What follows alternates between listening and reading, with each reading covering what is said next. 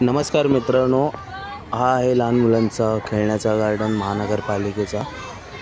तर विषय असा आहे की ह्या गार्डनमध्ये खूप लहान मुले येतात, खेळतातसुद्धा. पण ह्या गार्डनची एवढी अवस्था बेकार आहे ना, नगरसेवकाने बांधले हे प्रीती मनोज सातम महानगरपालिकेचं गार्डन आहे. गोरेगाव फिल्म सिटी रोडला आपल्या रत्ना हॉटेलच्या कॉर्नरला आहे हे गार्डन. तर तुम्ही बघू शकता ह्याची अवस्था, हे बघा.